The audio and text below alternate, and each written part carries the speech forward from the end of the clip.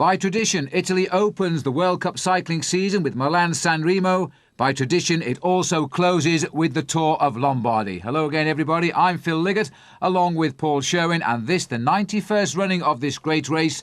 They call it the falling leaves of autumn, although it's now mid-October, and it is a beautiful autumn day.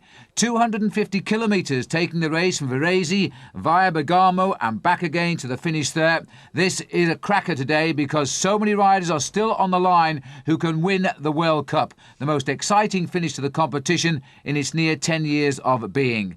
The high point of the day, the Colle Valpiana, coming at 989 metres, and at the top there we should see at least some selection as the riders make their way down towards the finish in Bergamo. And not surprisingly, Paul, all of the big stars are here. Certainly, and that's the trophy they'll all be looking to take home at the end of the day, Phil. But the Italians very happy, I should think, to see this man, the newly crowned world champion, Laurent Brochard, on Italian roads. And I'm sure he'll do that rainbow jersey very proud this afternoon. Well, he's promised, Paul, he will get into the attacks today. There's the world number one for the past 2 years, Laurent Jalabert. And he is having a tremendous season. So too Andrea Taffi, a winner of a World Cup race this year. And he also had such bad luck in the World Championships in Spain just a few weeks ago. Last year's winner of Tour of Lombardy as well. And a win today could give him the World Cup Championships. So a lot on the line for these riders as they go down and prepare themselves over the final few minutes for the start of the Tour of Lombardy. Coming along the carpet here, Francis Tessier.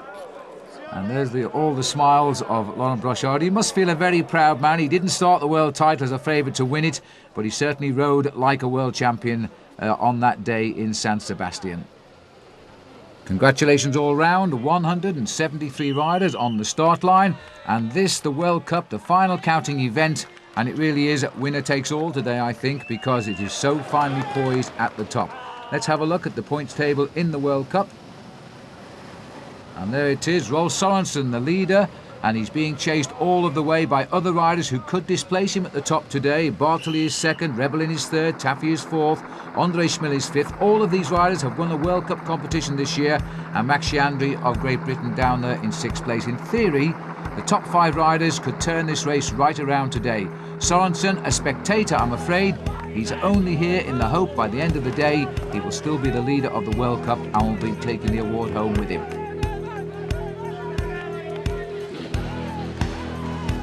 Renk was leading this race by a maximum break of 1 minute and 20 seconds. He was only away for 20 kilometres. We are now looking here at Belli on the right of our picture and Oscar Pelliccioli as we're now on the climb of the Colle Valpiana, taking them up to 989 metres. And this, the first decisive mood of the race so far.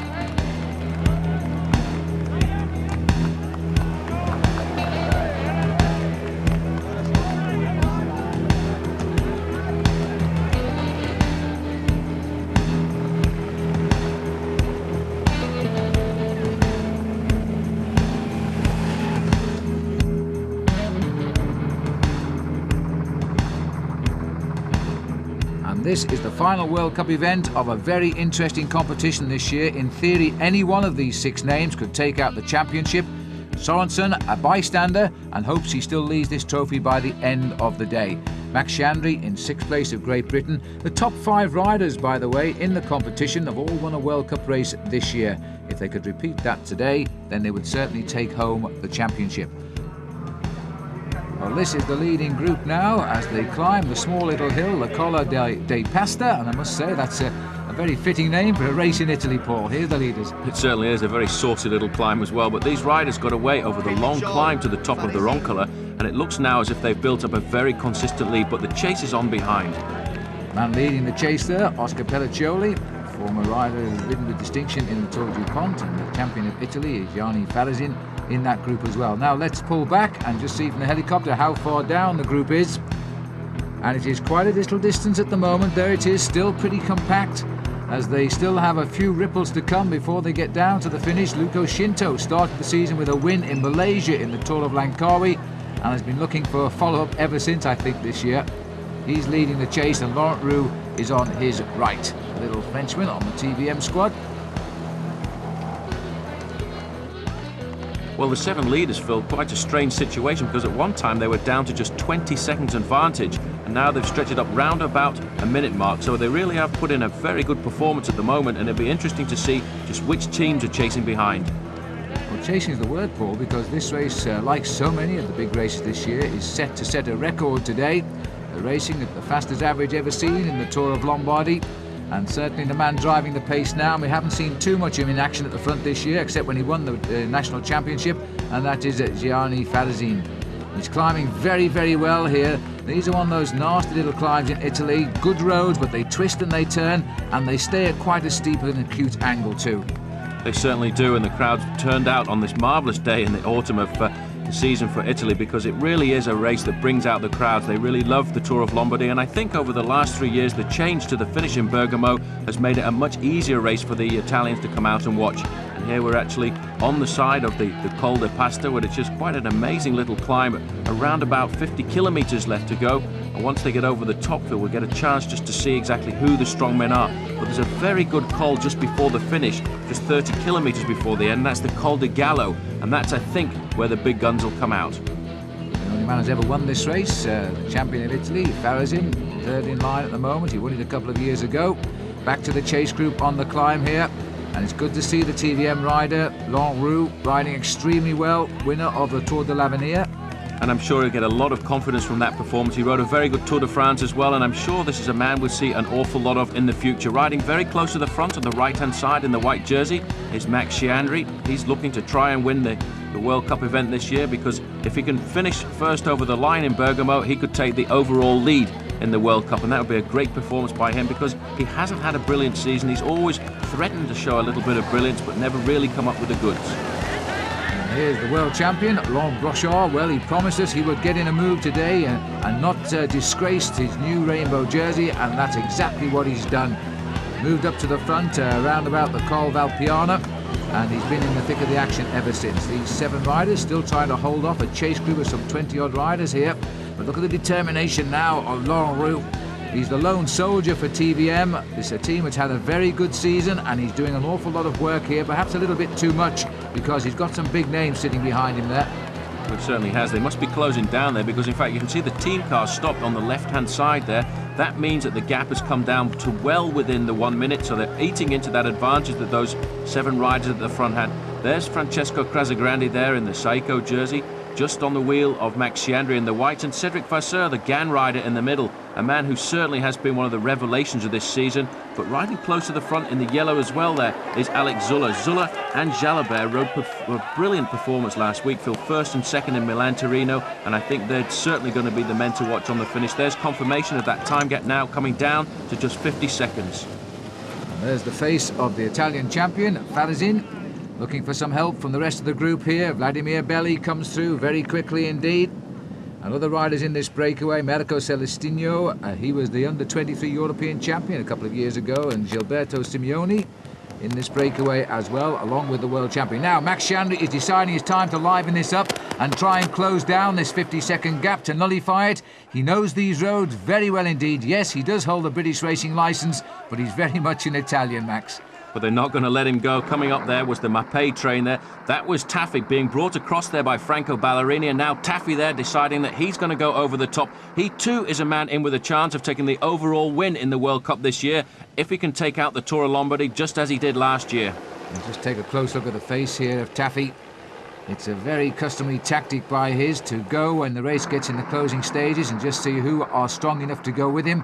He's such an aggressive rider. Started out his career, at least as far as I was concerned, Paul, when he picked up a couple of stages in the old Tour of Americas down in Florida. And we thought then he was just a domestique. Well, how life has changed over this last 2 seasons. But he certainly had some very good teachers, because over the last couple of years on the Mapei squad, he's ridden alongside a man like Johan Museo, who certainly taught him how to race. But at the front, the 7 leaders still working very well indeed, Phil. And again, a little bit of picture breakup. That's because of the microwave link-up from the motorbike there. But you can see these riders picking excellent lines around these corners and still managing to hold off that chase from behind. And they're the sort of roads where they might well hold it off, because they're narrow and they're not allowing a great deal of opportunity for the attacks to get themselves settled in here. There's the chase group. It's still a respectively quite a big bunch actually as they start the descent here. And this is Taffy sticking his right knee out there, now his left knee to keep his bike upright. He's actually coming very close to the motorcycle cameraman here, who's now decided to get out of the way because they are descending very quickly, and that gap certainly is coming down. It certainly is. You can see, in fact, how Taffy was using the motorbike to get himself around the corners. A lot of riders do this. Sean Yates once explained to me that one of the most important things for him when he used to descend, because he was a madman when it came to the descents, was to look at the brake lights of the motorbike in front, because that could help him judge just how severe the corner was. But now taking over here is Michele Bartoli, so another man looking for a win in the World Cup today. You know, I think he'd prefer the World Cup trophy to the Tour of Lombardy. That sounds a strange thing to say when he's Italian, but he really wants that trophy. He's the one man that Rolf Sorensen fears most, because Sorensen can only watch this race. He was up on the Madonna del Gazala, where Richard Virenque went over the top first there. That was midway through the race. And that, by the way, is where they have a beautiful bronze of the great Fausto Coppi, if ever you get time to pop in and have a look. And he can only watch Rolf Sorensen because his wrist, or his hand rather, is still broken, badly so, after that crash in the Tour of Holland. And he can't defend his lead. He can only hope for the right result today. Well, he's obviously going to sweat it out on the finish line, probably watching in a little cafe somewhere not too far from here, just checking on who's in the breakaway, trying to work out the points and see, because he's not been able to defend his title over the last two events. Well, this is where we are just right now, Phil. 47 kilometres to go, and very shortly these riders will be coming up to the final obstacle of the race, the Col de Gallo. Well, there's still plenty of fight in them. And Belly wants more help from the rest in the breakaway here. I think he was looking there at Farazin in particular, but Christian Hen of the Telecom team also not doing too much in this breakaway, and the gap continues to come down. In fairness, though, for Hen, he was the man that spearheaded this breakaway on the climb of the Col Valpiana, along with Marco Serpellini, a former junior world champion. They were the two that started the move, and since then Serpellini has dropped away from the action. And it looks to me, Paul, as though very shortly there'll be an awful lot more in the action. It certainly will. I think a lot of riders now waiting for that final climb of the Col de Gallo. That's where the big guns are really going to try and split it. They did try to split it on the last climb there, the Col de Pasta. It didn't do very much damage at all, but you could see the gaps starting to appear in the main field. But the disadvantage for the leading group now, Phil, is through these little tiny streets here. They can't get themselves organised, and in fact I think rather than having a fluid operation, they're starting to lose a little bit of time on the chasers. It looks like just these three riders at the front doing most of the work now. Pelliccioli is the rider on the front. He gives way now to Farazin, then comes Christian Hen, so he must have heard my words now because he's working quite hard in this breakaway. And this Celestino, Mirko Celestino, is the other rider coming through, and then the world champion, Laurent Brochard. It's to what they say, you know, as they say often with the Tour de France, pull on the maillot jaune and you ride like two men. It looks as though it's happening today with the world champion, Laurent Brochard. First big race in that jersey as the new world champion. Here comes Taffy, though, and that gap is not very significant at all now. We've gone back into the town, and still Taffy is bringing up the rest. This man certainly knows how to race. He was formidable last year at the end of the season when he took out this event. Not getting any help from the Festina rider moving up into second position there, because they're trying to block the race just a little bit for Laurent Brochard in the front, and Chiandri in the white there moving up, trying to cover all the moves that he feels are going to come quite soon. Well, Alessandro Baronti, he's third in line as we look down here from the Asics team. He was the rider who replaced Claudio Chiappucci at the 11th hour in the Tour of Italy this year when Chiappucci failed a blood test, and joined the Tour of Romandy, in fact, and then he went on to win a stage, so that was the highlight of his career so far. In fact, Chiappucci still hasn't got his licence back, having had it withdrawn by the Italian Federation just days before the World Championships as well. So Claudio Chiappucci having all kinds of difficulty this year with the new blood testing that's been put into place by the UCI. But Phil, in the main field here, there's no organisation. Nobody really wants to take over the lead. But if one or two of these riders feel that they can win the World Cup in the overall rankings, they must organise themselves and come to the front. This looks to me very much like the shape of David Rebellin, another one of those 5 riders who have a chance of taking the overall World Cup if they could just get the win today. 2 World Cup victories for him in midsummer, the Grand Prix Suisse and the San Sebastian Classic, and that really catapulted him right up the overall classification, so a real chance there. He knows a good result today and he will run out as winner of the World Cup, although I have to say that it doesn't look too likely. This looks like Barragon of the Once team, and I must say, Paul, first time I've ever seen him, he must be a new pro. Certainly is. I think at the end of the season a lot of these riders come up for the first time. They get a chance to ride as stagiaires or apprentices on the big professional teams, and if they're good enough then they can turn professional just before the end of the year. But a man we have seen an awful lot of is Alberto Leonas Barrutia. the real workhorse of the Oncé squad. So they've obviously decided now that this is the day for Laurent Jalabert. Last week he had a very difficult time in the World Championships, obviously marked out a little bit, I think, by the Italians and Michele Bartoli, but today he feels that he's got a chance of getting himself a World Cup victory. But the man who took the World Championships last week at the front and riding a very good race indeed, considering he's hardly trained at all this week. In fact, he's only been on his bike for about 4 hours since winning that world title just 7 days ago. Well, this is Simeone of the ASICS team in the breakaway. Christian Hen now. The gap has come down to 31 seconds. The Oncé boys have now clearly decided. Here are the two workhorses, Lenis Berrutia and Barragon. Barragon getting his first taste of good action at the front here. Willing to work because, after all, he works for a man who is the world #1 now, Laurent Jalabert. And Jalabert this year has already won 18 races. And the season isn't over yet. It certainly is not over for Laurent Jalabert. He's had a great season.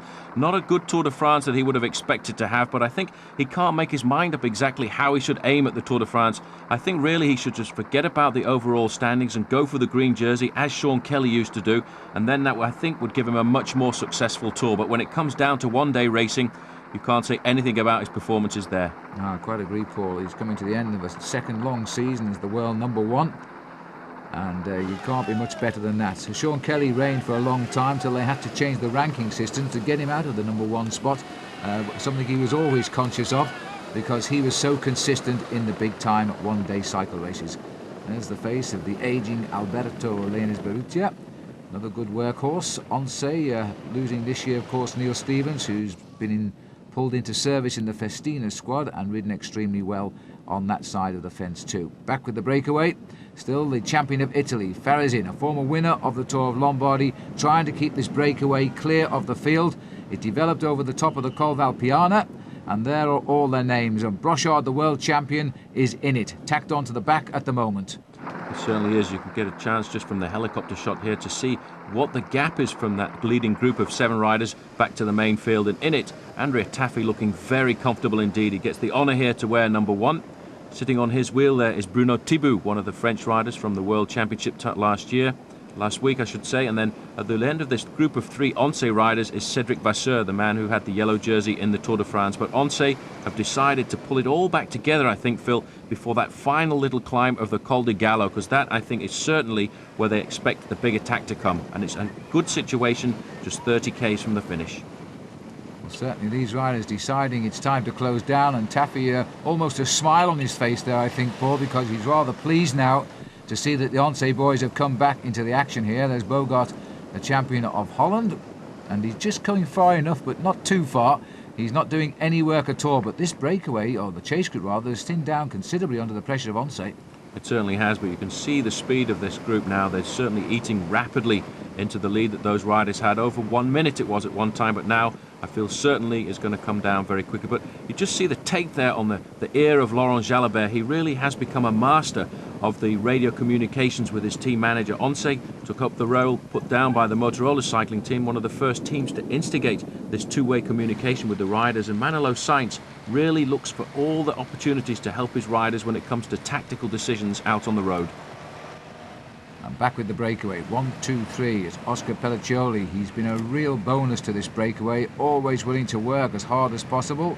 Vladimir Belli, he's the rider in blue, slipping away down the back from the Brasiliat team. Certainly, I think these riders hoping that the climb is going to come very quickly, because that will be to their advantage. Several of these riders, very good climbers indeed, and they may well be able to open up their advantage just a little bit over that chasing group once they get to the climb. But the important thing first is to get there. Well, they seem to be working well together here, but I can't see them surviving. Just under 5 hours they've been racing now on what is a glorious autumn day in northern Italy.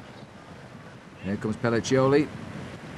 And I'm wondering just what Brochard is thinking like now. Every time he looks down his sleeves, he sees the rainbow stripes. It must be a great feeling, and it's certainly inspired into a performance today, because, as Paul Sherwin has said, he's come here with very little training after the celebrations of winning his world title.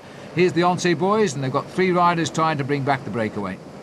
Doing a great job. One of the best drill teams in the whole of international cycling there. And I think just tacked on the back there, another man in yellow moving up there into that line. And I'm sure I saw the silhouette of Alex Zuller.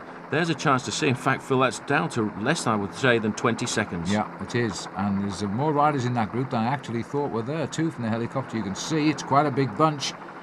A lot of yellow jerseys have got themselves into a position now because they know the kill is almost on. And once it comes, I would expect an immediate counter-attack. I think that's why Jalabert has moved up near the front, just to be ready for it. That's Jalabert in 5th position there. Just in front of him is his teammate Alex Zuller. And a great performance by those two guys just a few days ago in Milan-Torino, where they absolutely walked all over the field. And around about 6th place there, riding alongside Jalabert, is Andrea Taffi. And you can see just behind him Franco Ballerini, the other big strong man from Italy. So a lot of nerves, a lot of twitching going on at the moment. Everybody's waiting now for the climb because they know, I feel, Phil, that Jalabert is going to do something on this next climb, and he really would like a bit of revenge because he's got excellent form. World time trial champion. He was expecting to win the road title last week. He didn't do that, so a win today I think would round his season off perfectly. And our cameraman here, who's Italian, getting right in there. Some beautiful shots coming our way of the faces of the men he clearly thinks are about to figure in the closing stages of the Tour of Lombardy. He must obviously not just photograph cycling, he must be something of an enthusiast, I think, because he knew the faces he wanted to see there, and I think, you know, they won't be far away from the finishing line either in first place.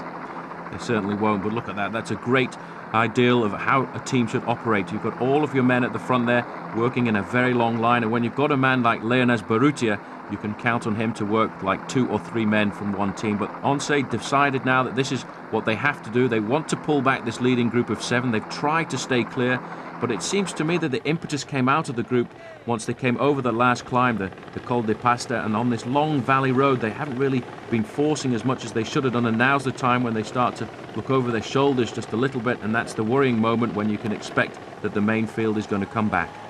I think it's more or less over because Farazin has lost interest in this breakaway, the former winner, sitting now at the back, and it's not very far at all. Excellent roads, and there it comes, the Once Express, and they've got the quarry just in their sights now. And again, Leonard Barrutia doing everything here to put his team leader in a winning position, and then I'm sure we'll drop away from the action. Vladimir Obeli just insisting a little bit more, just trying to hope that they can get to the bottom few corners of that climb and try and steal just a little bit more advantage. But looking down the road there, you can see the big mass of the main field starting to come, and Jalabert, I think, now waiting for the moment when it'll be just right for him to pounce, because you can see these riders going all over the road. Looking back for them, I think, Phil, the day's over, but it was definitely a good chance. Yeah, Pelliccioli took a double take there just to make sure they were coming, and has lost interest as well. Now Farazin gone back to the front here. Good time to try one, because he knows as the leaders come on, they might well just ease that little bit, and he's trying to still slip away from the field. But Gianni Farazin, well, he knows all about winning the big races. He doesn't win a lot of races, but he does choose his victories. I have to give him that. Winner of the Tour of Lombardy a couple of years ago. And now we've got an attack here as well, and this will be Simeone who's gone clear of the breakaway. Pelliccioli doesn't want him to get too far, and they're just insisting a little bit. They've just reached the bottom of the climb here, but you can see the big pack there with one of the team cars coming up alongside. I think that's the Française des Jeux team coming up. That'll be Marc Madio driving that car, just explaining to Rebellin and to Max Chianri what the tactics should be from now on, and it's very simple really. Get to the front and try and split this group on the climb. Madio, having coached the World Cup team winners this season, because even before this event they'd won that competition. They really were very consistent in the one-day races, aided of course by Rebellin's 2 victories and the consistency of Max Chianri. Simeone's still got a little bit of a lead there, but this is just, I think, prolonging the agony for those 2 riders who are trying to get off the front there, because the main field stretched out in a very long line now. Everybody will be trying to move up, Phil, because this is the time when they realise you have to be in the first 2 or 3 positions when you get onto the foot of this climb, because the attacks are going to come very fast. Well, it looks as though Belli is trying to keep this breakaway going a little bit. I'm not so sure, in fact, whether the other rider can hang on to him here, Simeone, because he's just caught him, but he doesn't seem to be helping him out too much. Belli's decided this is the best tactic to adopt here. Very often, just as a group is about to get caught, that's the ideal time to launch a counter-attack, because a little bit of disorganisation comes into the main field as they catch the group that they've been chasing for such a long period of time, and that's when you can just get away and probably steal out another 30 or 40 seconds. But still, the group now, just 5 riders about to get caught by the main field, and that's going to leave those 2 out for a little bit longer. But I feel sure that once we get onto the slopes of that climb, they'll all get pulled back together, and we'll see the attacks of the big guns, the men who think they can win the Tour of Lombardy and the World Cup final. You can see the difference in the speed there of the pelotons. It wipes up these here. There is Pelliccioli, and Laurent Brochard doesn't look quite as relaxed as he did a little bit earlier now. I think he's found the last few kilometres in this breakaway not quite to his liking. He looks rather tired now, and perhaps already at this stage beginning to feel the pressures of being the world champion. You feel almost obliged to be in front of the television cameras. There's the capture. Now what will the Oncé team do? They're just going to go straight by with hardly a glance and continue the chase because there are still 2 riders to pick up. There certainly are. Now the first 3 men in the Oncé jerseys there, all they will think about now is just keeping the speed high. They know that there are 2 more riders in front because the team manager behind in the car will probably have a television. He'll be watching these pictures live and relaying that information to those riders, telling them that there are 2 riders. They'll know who they are. They'll keep the pressure on. But these riders, in fact, have made a very good move here, Phil, because they've opened out a little bit of a lead again, which I reckon has gone over the 20 seconds. So a 1 minute almost being caught. Now they've actually given themselves another little chance. Simeone is now pulling his weight in that breakaway. The Asics team could do with a little bit of success. They've had nothing but bad luck with Claudio Chiappucci this year. In fact, all of the problems of Chiappucci, which we told you about earlier, it now means that Chiappucci has decided to race for 1 more season to prove to all of his numerous fans that he's not going to leave the sport in disgrace, as it were. He still has to find a team, though, because he won't be riding for the Asics team next year. They've reinforced theirs just a little bit. But it'll be interesting to see just exactly who does pick up Claudio Chiappucci, because the man, despite those few problems, has been a real fighter over the last few years in the world of professional cycling. And he does claim that the problems he's been having with those blood tests, in fact, are completely natural. And in fact, he's going to take the UCI to court to try and challenge the rulings that they've put out against him. Well, he's absolutely adamant it's not a form of doping with him, and it is just a bad reading as far as he is concerned. And certainly the values do seem to go up and down, Paul, because they say they're tested on a daily basis with their teams, and they never seem to get the same reading twice. It is a very difficult test, I think, to administer. They do try to get an average reading, but I do know that this year, when some of the big races went across the United States, the USCF were a little bit worried about the results that they might have had on their riders who hail from Colorado, because riders from altitude naturally have a very high hemocratic level. Well, these 2 riders aren't thinking of that right now. They are clear. They're being chased, though, by not just 5 riders they've left, but now by quite a large peloton. And Filippo Simeone of the Asics team, just in front of Vladimir Belli of the Bachiliat team. And they look as though they're working pretty well together now, but remember, they still have 1 more climb to come of note, and they're going to need at least 1.5 minutes, I think, if they've got any chance at all of surviving.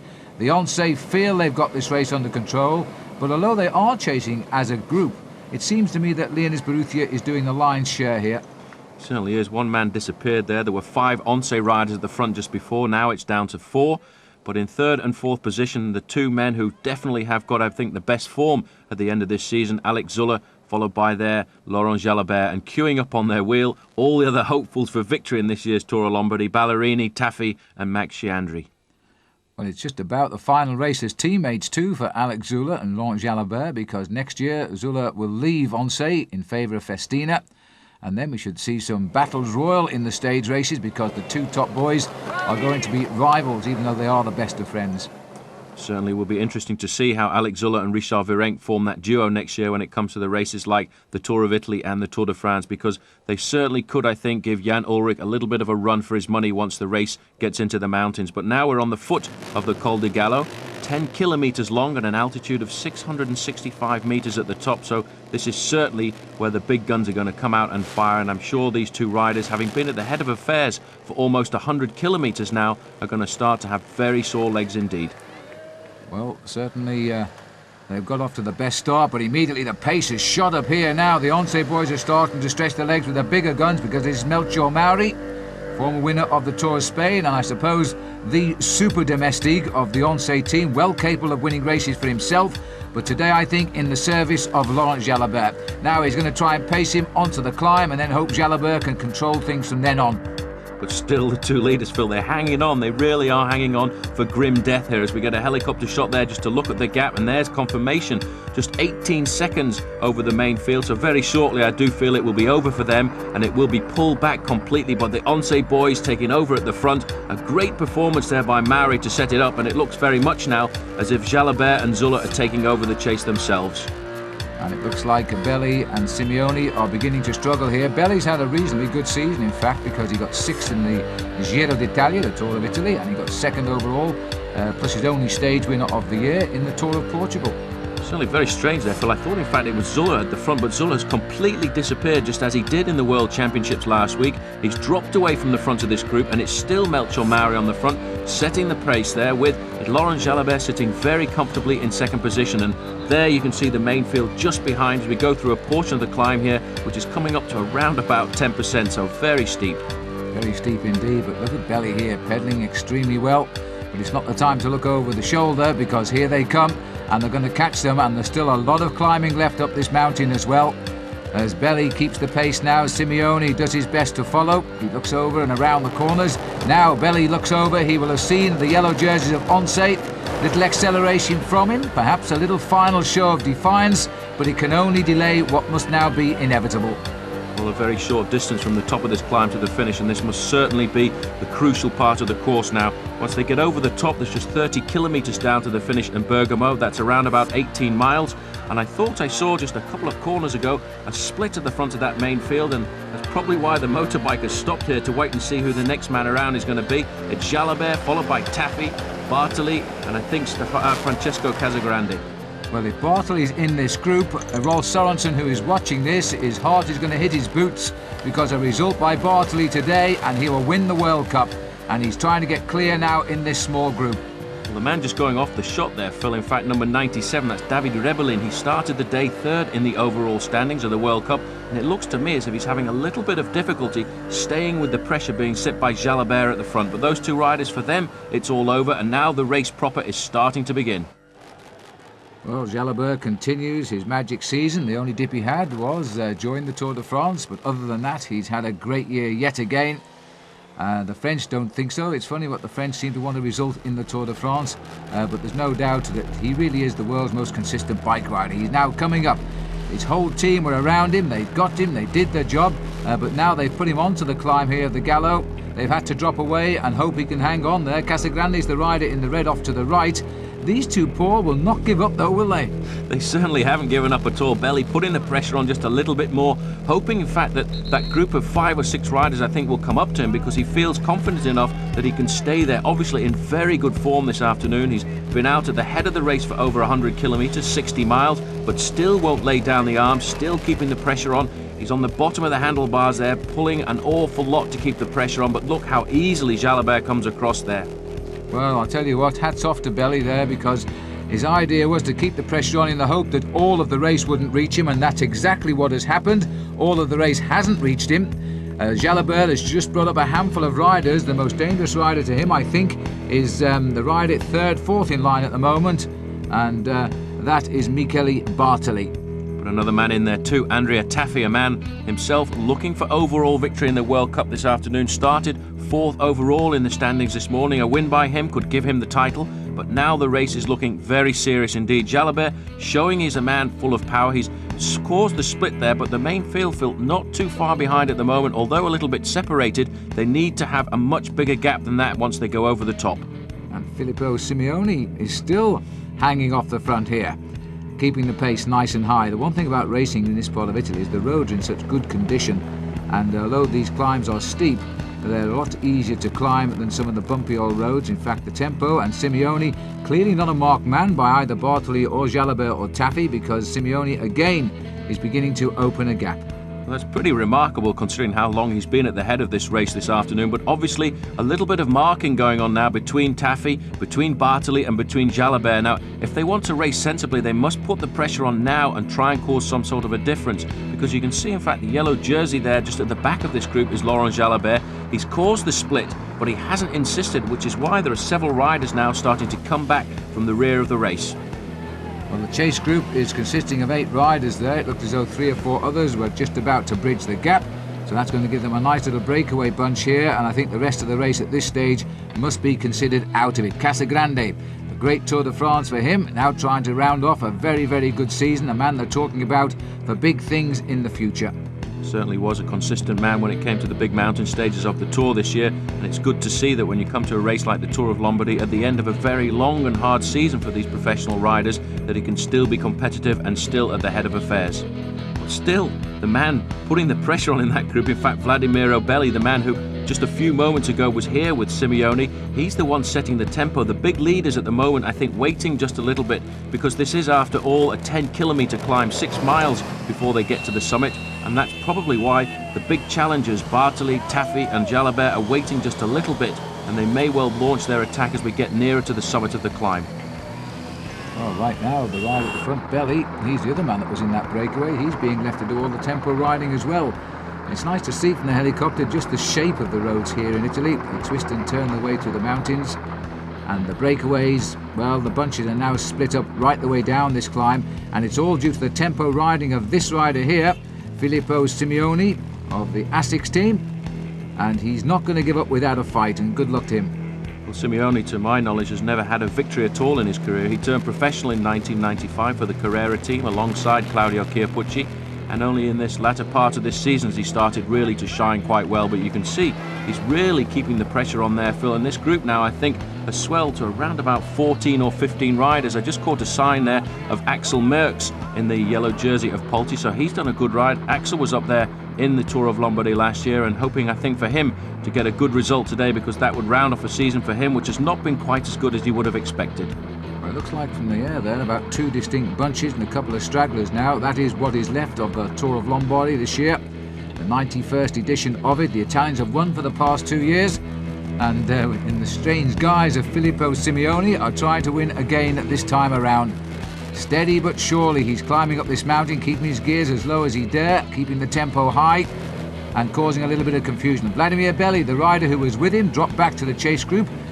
Francesco Casagrande is the rider in red. He's had 3 wins this year, but it's not so much the wins as the great place he's had in the Tour de France. 6 he finished there. And we mustn't forget either, Paul, he was 4th in Milan-San Remo right out at the start of the season. He certainly was a great season for him, but in the white jersey there, just to the left-hand side, you can see David Rebellin, so he's actually recovered very well indeed to pull himself back into this front group. A little bit of a struggle for Rebellin, but he's got on, and he's part of that, and if you can stay on and recover, then of course he will be a very dangerous man in a possible sprint finish. But first of all, they're going to have to work out just what they're going to do with this rider, Simeone. The thing is, Paul, he's not necessarily a marked rider because he's not that experienced, but when you've got a lot of riders who are marked in that chase group, then they'll start discussing and arguing as to who is going to take up the chase. Certainly there's a lot at stake this afternoon, because 5 of the riders in that group there have a chance of winning the World Cup, the overall title, which is a season-long competition, an unofficial world championship for one-day riders, if you like. And also Jalabert, he's got a little bit of revenge he wants to hand out, I think, because he's the man who was expected to win the World Championships just a week ago. So all of these riders are going to start to look at each other, and that could give Simeone the opportunity to open up a gap. But I think he's starting to weaken there, because I could just see the main field not very far behind. Yes, when you look over your shoulder, it means things are not going too good. And Simeone, I think, is going to be joined. Ironically, the man who's done all of the chasing is his erstwhile breakaway companion, Vladimir Belli. And nobody willing to help. But watch out for Bartoli here, who's hovering on Belli's wheel. There he is. He knows that a good position at the finish today will give him the World Cup. He's the best place, really. Well, I suppose in theory, he and Rebellin, they've got to finish apart, obviously. They're now the top 2 favourites for the World Cup, going by this breakaway. And it looks as though it's over to that break. It certainly does. Another man that they must also be very careful of is Andrea Tafi, because he's also starting the day this morning in 4th place in the overall standing, so he too in with a chance. But he's got a good man in the breakaway with him, Paolo Lanfranchi, riding for the Mapei squad, so he'll be able to help Tafi once they get to the steeper part of this climb. But now the pressure coming on, and that looks to me as if it's all over for Simeone, but what a brave move. And Lanfranchi is having a tremendous end to his season. No actual wins, but he's getting placed in all the big races here in Italy this last couple of weeks. And he's made the decisive split again. So, Vladimir Belli, a job done, but continues to set the pace here. Casagrande's on his wheel. Bartoli looks to me as though he's itching to get at this race now, because he's sensing a great victory here in the World Cup.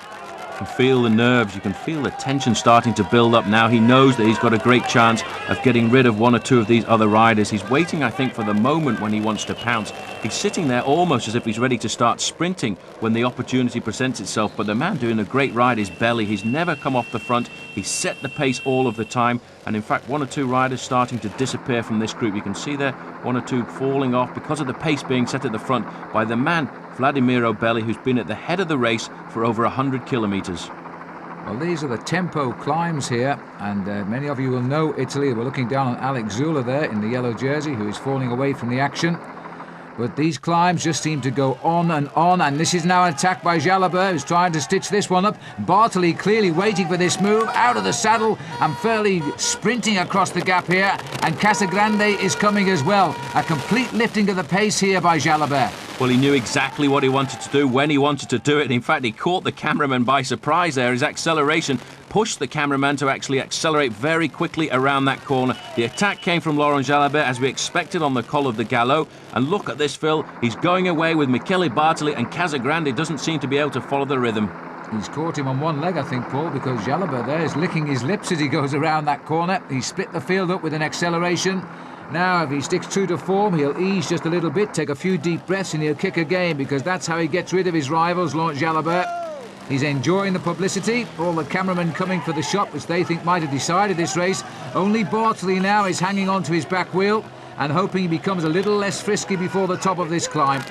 This is a real powerhouse, this man, Laurent Jalabert. He's got the form from the end of season. He was sent to the World Championships to ride the individual time trial, and the French said, what are we doing sending Jalabert there? We can't believe it. He's not a time trialist. But when you've got the form, you can ride a very good time trial indeed, and he's certainly got the form at this end of season, and so has Michele Bartoli. These two riders have got just two chasers to worry about now. That's Francesco Casagrande in the red, and that looks very much to me like Paolo Lanfranchi, the Mapei rider. Now, he's not going to know exactly what to do, because he will want Taffy to be in this group, so I don't think he's going to work with Casagrande just for the moment. Oh, look at this, Paul. Look at this. The gap has opened here.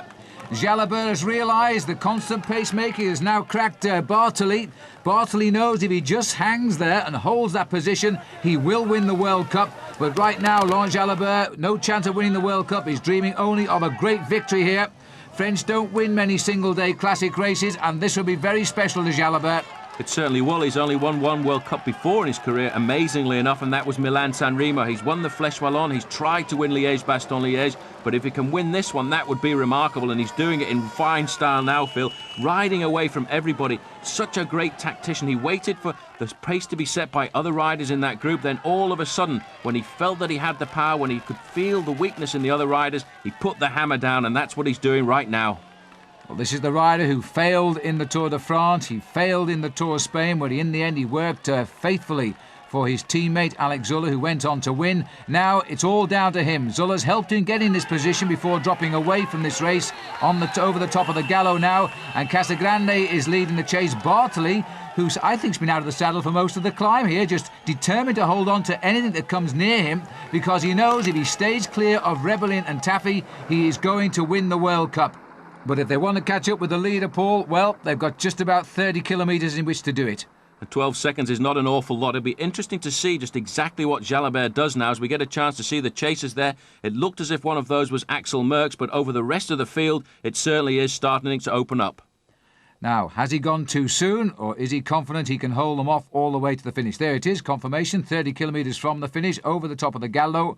And as you can see, the vast majority of the contour now is steadily descending down to the finish in Bergamo. Now, tricky descent. He's a good descender, Laurent Jalabert. I don't think he'll take too many chances here. He's just checking over to see if there's any sign on who is coming at him. Well, at the moment, it's three Italians, and, he could have a little bit of trouble with them if they do bridge the gap. Certainly, but still with 30 kilometres to go, I think he would rather have a little bit of help coming up from behind. And a man like Michele Bartoli, even though he was in difficulty on the climb there, will certainly recover once he gets over the top and ride very well. He's at the back of the group now. They're leading round the corner is Francesco Casagrande, Paolo Lanfranchi in second position, and Bartoli just backing off a little bit round the corner there, but it's amazing position he's got here. He's out of the saddle, using all of his courage to stay with these riders and hoping that they will pull back Laurent Jalabert at the front, and hoping, I suppose, that Taffy and Rebellin, who are behind him, won't come back up, because those are his nearest challengers for World Cup victory. Well, Casagrande there, who showed us in the Tour de France, he can go down hills as well as go up them pretty quickly. And now he's taking control of the descent. Not an easy descent, too many twists and turns there to make a lot of time up on anybody. But now we're getting out onto the longer straights and the smoother bends, and it's a chance now for the three Italians to get themselves together. Laurent Jalabert, I think he's more or less continuing here, just waiting to see what works out. He's probably not carrying any idea of either to go alone or to wait for them right now. He's just waiting for the race to develop at the moment. He's keeping a nice tempo. He's not taking too many risks around these corners, which most of them you can actually go around without even touching your brakes for the moment. As we go into one or two of these, you can see Jalabert lining himself up very nicely on the right-hand side of the road, cutting across the apex, coming in there at a very good speed. We get a chance there, just a glimpse, which shows us it's around about 50 miles an hour they're going down here. And this is the bend where Jalabert's just gone round, so we're looking at a very few seconds gap. And Casagrande seems to be the preferred leader of the descent as he kicks out of that corner, going a bit further down the line here. Looks like Taffy down there, and possibly Rebellin on his wheel. It could very well be that they did go over the top of the climb, just a little bit of drift there, so they too will have to take a few risks if they want to pull it all back there. That's Taffy leading them out, Rebellin in second position, and I think a little bit further up the road, if Race Radio is correct, is Axel Merckx somewhere. Well, Merckx again in towards the end of a classic race, although I haven't actually caught a glimpse of him yet, but he's in there somewhere. Now back to the leader. This beautiful descent here. Italy really looking very, very pretty as the leaves begin to drop off the trees. Enjoying a mild start to the winter in Europe. And I must say, this man carrying on just like he has done all year. Laurent Jalabert at the head of affairs. What a great rider. Quite remarkable. It's an awful long way back through the season to remember Paris-Nice, which he completely dominated in the month of March, and he's ridden exceptionally well ever since. But very interestingly enough, once he gets through the classics, he always takes a break of about 3 to 4 weeks and then has a hard time coming back to try and get himself in form for the Tour de France, but he does stay competitive over a very long period of time. And his little town down in the south of France at Mazamet, they're about to name a street after him, so it's about time he gets back home there. And it seems to be the thing at the moment, doesn't it, Paul? They're naming streets after famous racing cyclists around the world. It certainly is. Well, let's not forget in Carrick-on-Suir in Ireland, there's a nice little square called Sean Kelly Square, and in a few weeks' time there'll be a lot of riders going down there because it seems as if Sean Kelly is going to take part in the hamper race once again, a race that they have just over the Christmas months, and I wouldn't be surprised to see Kelly going out for a nice little victory. Yes, well, Sean Kelly, he'll have to train harder because at the moment he's building his own house in Carrick-on-Suir. From what I can understand, it's a rather small mansion, some 15 bedrooms, and he's promising us all a training camp in Carrick. But if you go out training with Sean Kelly, believe me, you're in for a tough time. He's staying very, very fit indeed. Well, I think I'll bring the car, Phil, and look after you. Thanks very much. Well, back with the man who has set the trend today. He made no secret of the fact he wanted to win the Tour of Lombardy. The World Cup holding no interest, but there's the gap, and it's closing all of the time. As we're now bringing up the three Italians here, and what three Italians they are. The man on form is the Mappe boy at the back, Lanfranchi. He's had a clutch of second and third place finishes in the big races here in the autumn, and he's now looking for the one big victory that he's missing. Casagrande coming to the end of a great season for him, the Tuscan, and I must say that next year big things are expected of him. And of course Bartoli racing with only one thing in mind now, and it's not victory in the Tour of Lombardy. No, it's not. It's victory in the World Cup, and that's what he wants. He wants to pull himself back to Jalabert because he realises then, with the form that Jalabert has got at the moment, this group of 4 riders will have a very good chance of staying clear. And Jalabert, using his brain, looking over his shoulder, seeing the group coming up to him, deciding to sit up, deciding to just eat a little bit of a drink to keep those energy levels topped up. And once again, once he's caught, they'll start to work together very well indeed. But I feel, Phil, that the man at the back, Paolo Lanfranchi, he won't do an awful lot for the success of this breakaway because he'll be thinking about Andrea Taffy, who is not too far behind. And a little word there from Bartoli, and I think he was just saying to Jalabert, jump on, we want to go with this one. And of course Bartoli thinking, as I say, of victory in the World Cup, and he wants Jalabert to be here because he's a man that can really be the passport to success of this move.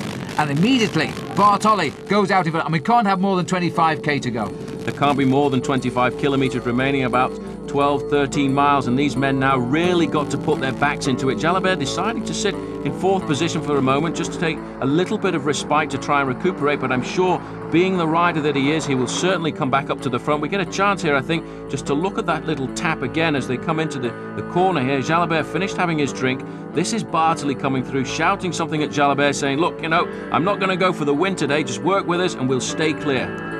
It could be, or it could have been an indication too as to there's nobody behind and we're going to have to go for it right now, because the Climb of the Gallo has decided these are the elite men as we come to the end of what has been an extraordinary year in world cycling. Nearly all of the classic races have set themselves average speed, as did the Tour of Spain this year. This one about to become the fastest ever Tour of Lombardy if they hold this towards the end.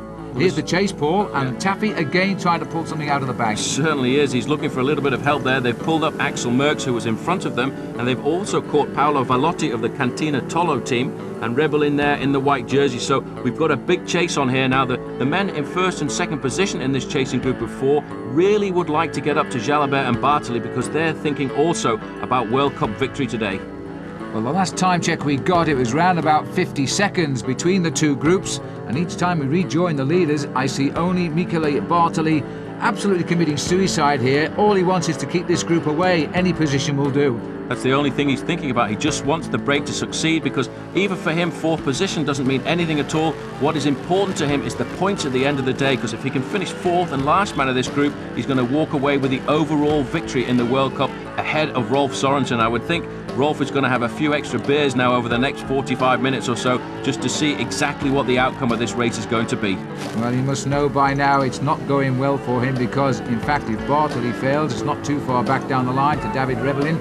There he is in the white jersey, but again, Paul, Rebellin is in a little bit of trouble here. Certainly is. He's not got the best of form at this last race of the season. You know, he's suffered on the last climb there, the Col di Gallo. Now that this little rise is coming again, the pressure being put on at the front by Valotti, and you can see there is Rebellin. He can't follow the pace, but Taffy too, to me, starting to look as if he's suffering. Yes, I agree. Taffy would not be in second wheel and suffering like this if he had the end of season form we normally see him with, the winner last year of the Tour of Lombardy. There's Casagrande, and he too is looking pretty cool at the front now. Where is everybody, he says? Well, Bartoli just drives on through.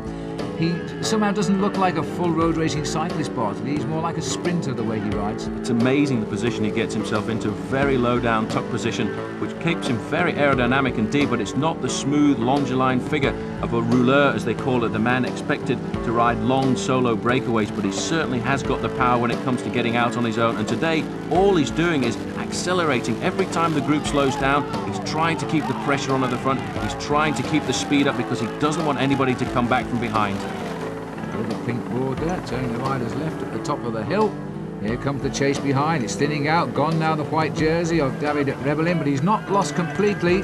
And if he gets over this little hill, he might well zip onto the back wheel of this group again. Well, he'll suffer. He'll pull everything he can inside out just to try and make sure he doesn't lose more than 10 or 15 metres over the top of these little drags, because he'll know that if he can stay almost in contact, he can take a few risks on the descent and just get back onto the leading group.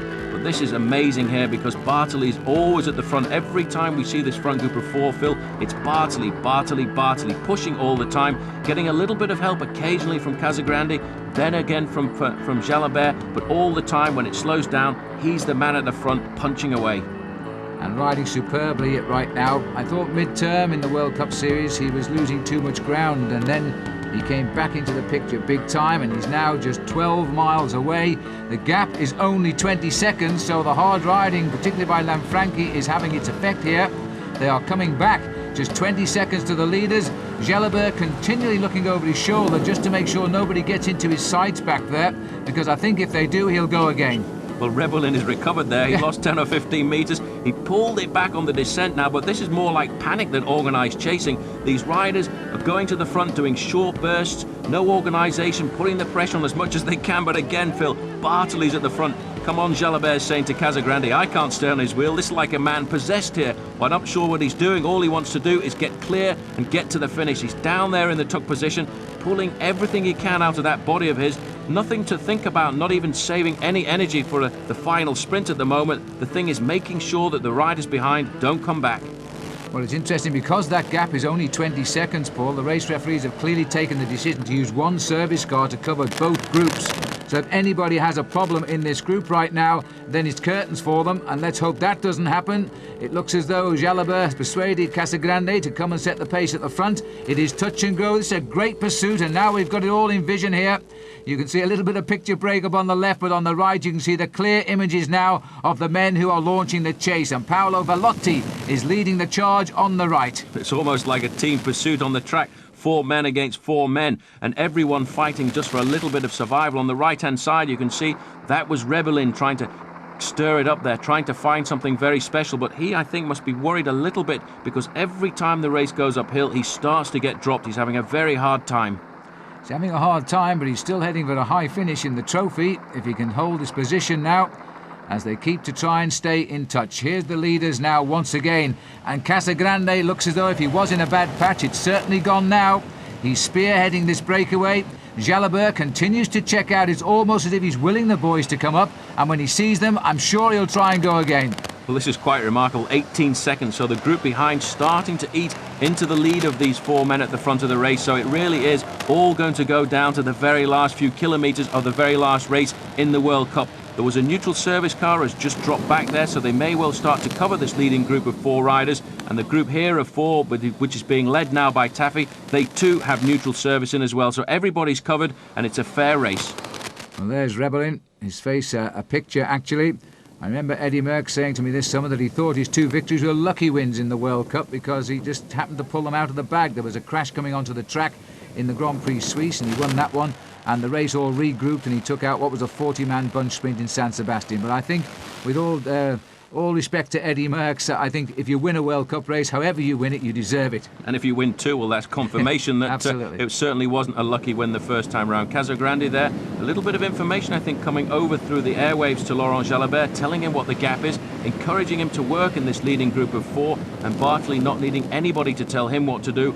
All he has to do, Phil, is ride and hope that those kilometres just tick away. And ride is what he's doing here. He's willing to try all the way to the finish. And Casagrande ending a great season for him as well. Lanfranchi was just getting into the stride of this season, and it's just about to end. But, you know, it will be a terrific victory for him now because he can sprint. He certainly can, and he won't at all contribute to the success of this breakaway because he will know that not very far back up the road, round about 18 seconds, is his own teammate Andrea Taffy. Now Taffy, if he can catch this group up and put a good performance in, he could be the man to win the World Cup. So this is really turning out to be a hell of a finale.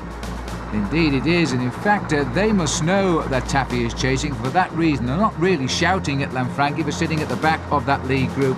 But even so, we are still treating this race very much as uncertain, and anybody could win this race from 8 men at the moment. But we're looking down here on Laurent Roux of TVM leading this group through. I think Ballerini is there at the back as well. So this will be, in effect, the 3rd bunch of 4 riders we've got now. Let's go back to the 2nd bunch of 4. Here's Taffy.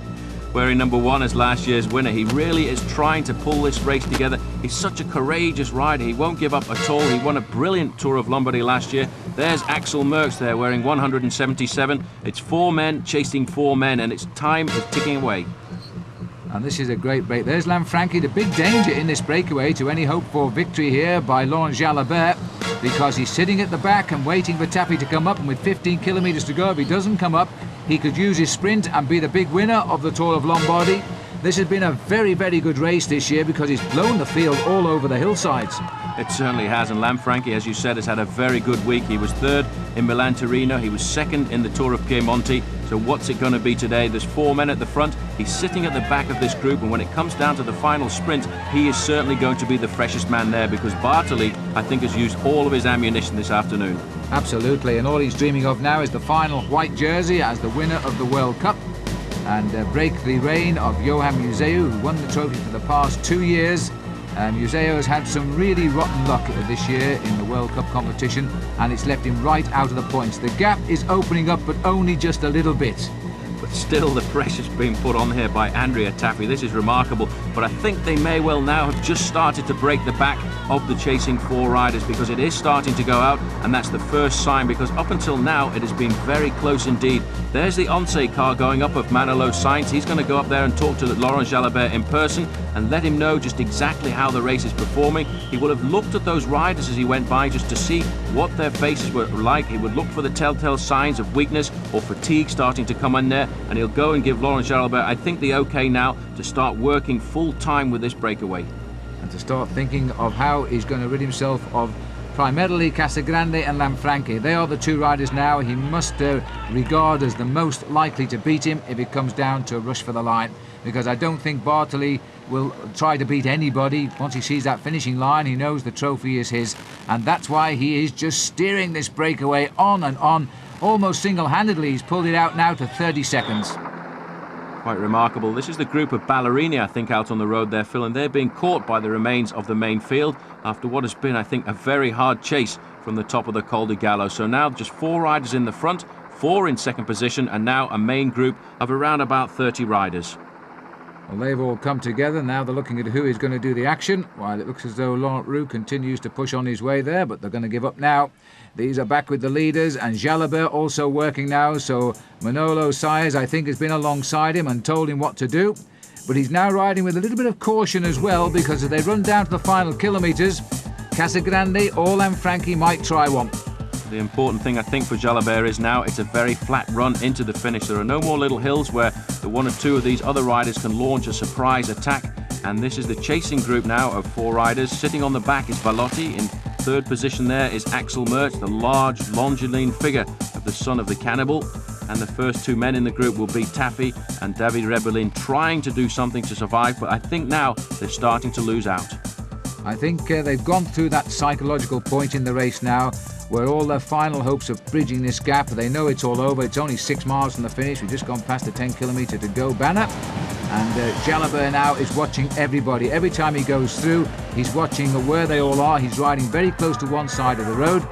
As we look at the overall situation in the World Cup, and you can see now with 100 points for the win, what will happen to Michele Bartoli if he takes the win, because he'll clearly be well clear. There's how we score the race this year. It's a new format this year. It used to be 50 points for a win. It's changed now, and I think it's led to a far better series all around.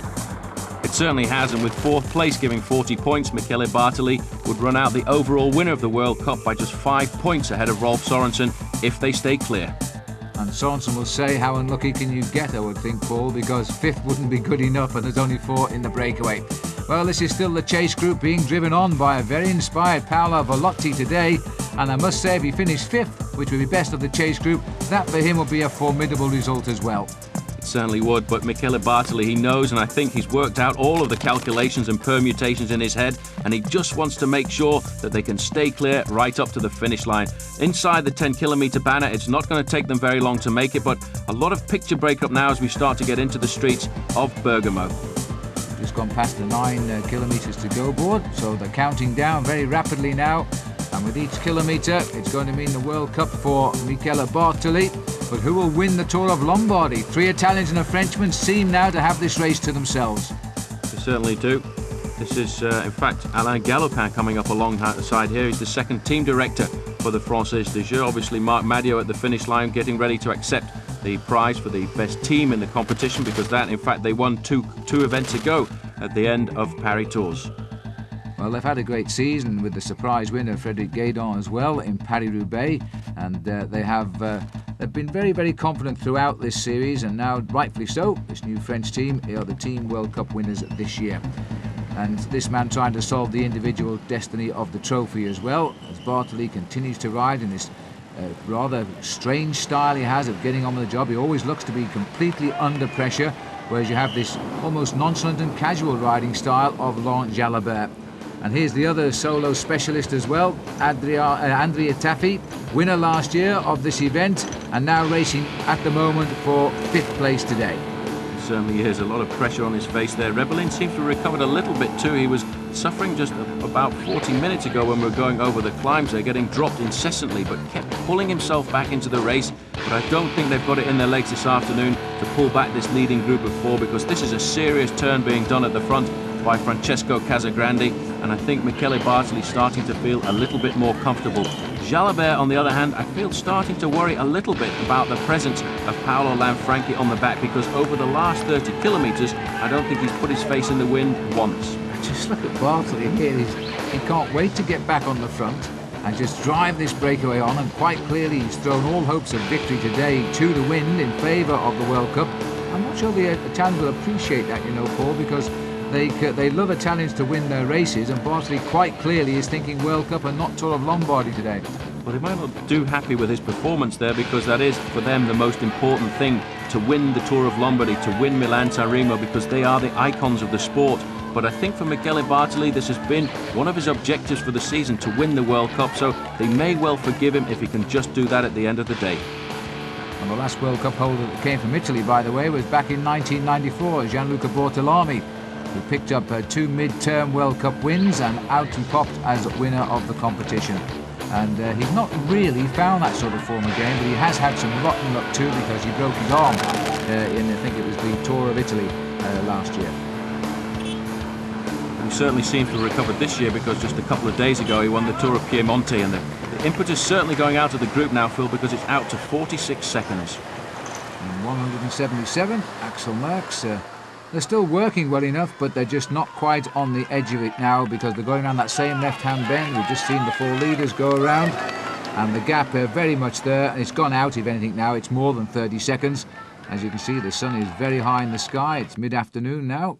And this is a replay of what our cameras have just caught amongst the breakaway, and Bartoli here, as Casagrande tries to accelerate, has, I think, helped Laurent Jalabert to keep up there. I think a little bit of a handsling, a repayment for all the work that's been done for the success of this breakaway by Laurent Jalabert, but a very good move and a real gentleman thing to do as well, because, in fact, the man Bartoli is the one who let the gap go, and I don't think he wanted to disadvantage Jalabert. Well, I guess that's fair enough, because Bartoli wants the World Cup. He's got it now, barring an accident. They're not going to come across to this break. It's only a question of which order they go over the finishing line, and indeed even a 4th place of 4 for Michele Bartoli will still give him the World Cup by a mean 5 points. 6 kilometres left to go, just 4 miles, and everybody, I think, now just trying to will Michele Bartoli to the finish, because he's the man that has driven this group of 4 clear of the rest. He really has ridden like a man possessed this afternoon. A little bit dangerous coming into town now. They go into the streets of Bergamo and circle around, and then they will come up to the finish line. But the other 3 riders in this breakaway now are going to start to think about just exactly how they're going to finish off what they started on the Col du Gallo. And I think we're only talking of 3, Paul, because I think Bartoli has hit the wall. I think his legs have suddenly turned to rubber, and he's just hanging on now. These are going to be a very long last few kilometres of the Tour of Lombardy for him. Note now that Jalabert has gone to the back. He's positioned himself behind Paolo Lanfranchi, because I think he's the man he'll fear most in the finish. He certainly will, but Taffy hasn't put down arms. He's still trying to ride at the front. He's still trying to get a little bit of effort into those legs of his, looking for help from the other riders. This is one of the Volotti brothers from the Cantina Tolo team. He's just on his turn at the front, but I think for Taffy, time is running out. He's not going to get across to his teammate. He's going to rely heavily now on Lanfranchi winning for Italy the Tour of Lombardy. Jalabert will have something to say about that, I am sure, because he's looked and ridden with so much confidence today.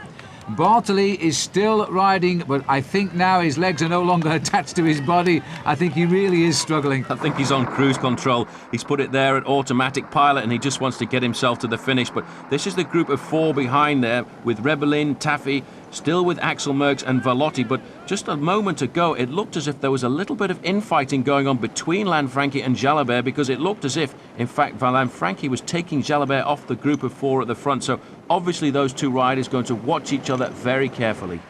Well, let's go back and have a look ourselves here, because this is the 4 leader. These are the 4 leaders. And it looks as though Jalabert now has decided to stop assisting this breakaway. He's gambling on the gap, which is hovering at around about 45 seconds. He's not going to alter too much, and he's just going to ease back a little bit now and make sure that Lanfranchi stays 1 wheel in front of him. He's a wise man. Well, the tactics coming thick and fast. Just a few moments ago there we saw Giancarlo Ferretti, the man who is the team manager of MG Technogym, the man who is piloting Michele Bartoli to certainly a World Cup victory this afternoon. Coming alongside there too is the Seiko Cannondale team to give their little bit of information to Francesco Casagrande, informing them just exactly what the time gap is behind. But there's going to be a real fight, I think, between Lanfranchi and Laurent Jalabert. I'm hoping our cameras don't wander away too much from those leaders now, because the attack could come at any moment. These are still the four chasers, the long, tall Axel Merckx in front of Andrea Tafi here, and then David Rebellin, former leader last year of the Tour of Italy, pops up with the odd big victory. He's had 2 World Cup races this year. Tafi has also been in the frame too, because he won the Rochester Grand Prix. We're now just 4 kilometres from the finish, and Eddie Merckx, his son Axel Merckx, is always in at the kill these days in the big races, but he's still looking for the victory. And I think looking to a very important event for him in a couple of weeks' time, when he's going to get married in the Principality of Monaco. And Eddie, in fact, met his fiancée on the Tour du Pont when he was racing there, because she is in fact Canadian. Well, good luck to the couple, and let's hope he can deliver a fine finish now in the Tour of Lombardy. It won't be the win, though. In fact, it's not going to be in the first 4 places now, because that breakaway is still pulling away. And it's all thanks to the hard work of Michele Bartoli, who now knows he's got the World Cup in the bag. He certainly does. Look at this man. He's just trying to wait for that finish line to come up, and Jalabert taking up 4th position now. It's amazing when these riders have these dark glasses on, because you can't imagine what is going through their minds. You don't know exactly what sort of tactics they're expecting to adopt. But I think Jalabert is waiting for Lanfranchi to be the man to launch the sprint, because he will be the freshest. He's done hardly a thing for the last 30 kilometres, and you can see him just tightening up his shoes a little bit there, making sure that everything is ready for the final sprint to the line for this Tour of Lombardy. A little less than 2 miles to go to the finish. This has been a 250 kilometres race today. That's about 155 miles. It's been a tough race over the hills, and now we're back into Bergamo. The race was here a few hours ago, by the way, as it passed through. But now it's come back with 4 distinct leaders and 4 distinct chasers, and they are getting no closer together now.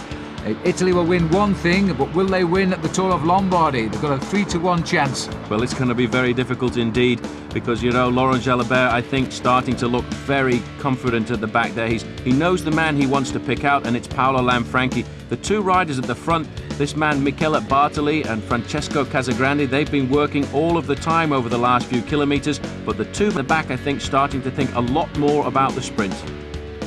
Well, there's Casagrande, riding an American bicycle as well. As far as we know, Chris Horner was the last American in this race to give up. He gave up when the race passed through Bergamo earlier on. But he's had a very solid season, and he knows a little bit of success as well this year, because of course he rides for the team which is now running out as the World Cup team champions for the year, Les Français des Jeux. And so Horner next year, I think you'll see a different rider in him, Paul, because he has 1 year of great experience this time. He certainly has. I think he's going to make a few changes this year. He's going to move to a slightly warmer climate in France, onto the south coast there. And I think being a little bit closer to 1 or 2 of the other American riders, he'll be able to train so much better. And I think this year for him was really just an experience, an apprenticeship, and we'll see him improve leaps and bounds. Or maybe he'll be in the winning break next year in the Giro di Lombardia. But right now it's these 4 riders, Bartoli, Casagrande, Lanfranchi, and sitting at the back where he's been for the last few kilometres is Laurent Jalabert. And I'm surprised, but nobody, principally Bartoli, has looked to Jalabert to do any work in this breakaway. They've just left him there. Well, that's quite normal, really, because Lanfranchi there in 3rd position is the man who's really been defending from Andrea Tafi. So those are the rules of the game. If you have a teammate and you have a job to defend and the order has come from your team manager, well, then that is the rules that we play by. And that's why I think Lanfranchi has done nothing at all. And I think the fact that Jalabert has been sitting on for the last couple of kilometres too, nobody can decry that either, because he worked very hard. He was the instigator of this breakaway on the Col du Gallo just a few moments ago, and he's the man, as we come now into the final kilometre, will be looking to follow the wheel of Lanfranchi to the line. But Bartoli, he hasn't even swung off. And Lanfranchi is sitting there, the crouched position of a sprinter, the man that's got the form, a 2nd and 3rd in semi-classic races in almost as many days. And can he project himself now right into the hot spot number 1? He follows Casagrande's wheel around the corner, but just sitting there, flexing his legs, is Laurent Jalabert. Bartoli is going to take this race until they pass him. He's not looking for any assistance. Now a very sharp right-hand bend here, and the finish will be in sight very shortly. Well, still is Bartoli leading them out. He's going to keep the speed as high as possible. This is the group behind. That looks like Velotti, who's gone away from the Tafi group. Axel Merckx trying to chase, but the race is here at the front. And still, Michele Bartoli, the man who's looking to win the World Cup this afternoon, takes them into the final straights. Man, the world time trial champion must go into these last couple of 100 metres as the favourite. They're letting Bartoli lead till the last possible moment. The winner of the World Cup there is the Deviation for the following vehicles. Let's hope the riders don't do it. It's been done before. Bartoli can see the line now, opens up the sprint, and still a lot of work to do for Laurent Jalabert. Now comes Lanfranchi. Italy may have got this one with Paolo Lanfranchi, but a big kick from the man in yellow. Jalabert comes clear. He's waited for the last possible moment, and he's done it with ease. He wins the Tour of Lombardy. He can add that now to his other classic victories, which include the Milan-San Remo. And Bartoli, Paul, got the 4th place, the very minimum place required to win the World Cup. Now, back to the race for 5th, and it looks to me as though Velotti is clear and will take a fine 5th place. He's just gone around that top corner, in fact. Well, he sorted that out, but that's obviously a lot to do with these riders have been looking at each other, I think, for the last couple of kilometres. It was a great chase by Andrea Taffi and, in fact, also by David Rebellin, but they've obviously had to give up a little bit now as the crowds are going wild. They realise that Michele Bartoli being taken away there has won the World Cup by 5 points. Velotti coming into the finishing area now, well, he'll be a very happy man, I should think, with his 5th place. And then Axel Merckx is going to try and get away from the rest there because he's alongside Andrea Taffi and David Rebellin. Well, 5th in the Tour of Lombardy for Paolo Velotti is an excellent result, and he's done it in style too, getting away in the last kilometre for the finish. He'll be extremely pleased with this, and it's a good result too for his small team, for Cantina. He comes up, and it's 5th place in the Tour of Lombardy for Paolo Velotti. And in the distance, it looks to me as though it might be Merckx who's off to the right of our picture, the long, tall, thin man. Axel Merckx, because we know that David Rebellin is just happy to be at the finish. He has suffered over this last 30 kilometres, but Eddie Merckx, his son Axel, is clear, and I think he's just about going to hang on. Look at Taffi here trying to dice it out with Rebellin. Rebellin, I don't think, has got the legs. Taffi is only trying to beat Rebellin because he's not going to catch Merckx. Merckx will take 6th place, Taffi will be 7th, and David Rebellin will finish in 8th. Laurent Jalabert, though, well, that's his 19th win of the season, and it's not over for him yet because he still plans on riding a few more races, principally in Spain for his sponsors. So who knows, he could get a tally which will rival that of Eric Zabel, the big winner so far this year. But what a classic Tour of Lombardy this has been, Paul, and what a great result. Michele Bartoli, the World Cup winner. Certainly been a great day for Laurent Jalabert after his defeat last week in the World Championships, and coming up to the line here, just holding them off in fact, is Vladimiro Belli. Now he's done an incredible ride this afternoon and he's just jumped away from the leading group here, and on the right hand side you can see Gianluca Bortolami trying to lead out his own teammate Laurent Brochard in the white jersey coming through there, and a good ride by Brochard, who's really been at the head of affairs for most of the day. But just getting across on the line in 10th position there is Alessandro Bertoloni. A good ride by Belli there because he was part of the breakaway which started all the action today, but here's the man who finished it off. A victory for Laurent Jalabert of France, and that was a superbly well-taken victory for the World Time Trial champion. And this is how he did it. He was right to fear Paolo Lanfranchi, the man on form, a good sprinter. Lanfranchi went a long way out. It took Jalabert a little time to get into his slipstream, but once he was into that slipstream, the acceleration was fast and furious. He'd won the race already here. He knew it, and he had plenty of time for what will be a memorable victory salute for him. And so Laurent Jalabert steps up onto the winner's podium, and a great victory for him indeed at the end of a tremendously long and consistent season. The last Frenchman to win this, by the way, was Gilles de Lyon back in 1990, so it's not so long ago, but I think this rider has a little bit better of a pedigree. Salutes the crowd, his 19th win of the season. Alongside him, Paolo Lanfranchi and Francesco Casagrande, all given the same time in the result, by the way, while Michele Bartoli tailed off by 3 seconds for that vital 4th place, which has given him the World Cup for this season. And Jalabert taking just 5 hours, 48 minutes and 44 seconds today to cover the 250 kilometres, the same time as Lanfranchi and Casagrande, 3 seconds off the pace at Michele Bartoli. In 5th place, a lone 5th place too for Paolo Velotti, but 1 minute and 7 seconds back. Then came Axel Merckx, Andrea Taffi and David Rebellin, and they were just over 1.5 minutes down. This was a great classic today, and the time gaps were there to prove it.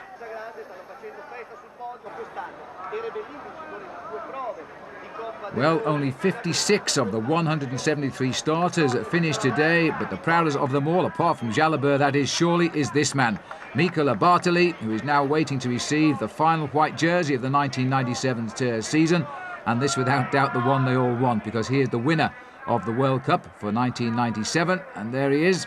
He really raced for this jersey today, threw away any chance of winning the Tour of Lombardy. He had to finish at worst in 4th place. He did just that. It gives him victory with 280 points by just 5 points over Rolf Sørensen of Denmark. Andrea Tafi has reversed it with David Rebellin because he has gone 3rd in the final classification, pushing Rebellin down to 4th. And Laurent Jalabert, with his win today, has finished in 5th place with 214 points. Well, I hope you've enjoyed this coverage of the 91st Giro di Lombardia, and until the new season and the next time we meet, I'm Phil Liggett for Paul Sherwin saying goodbye.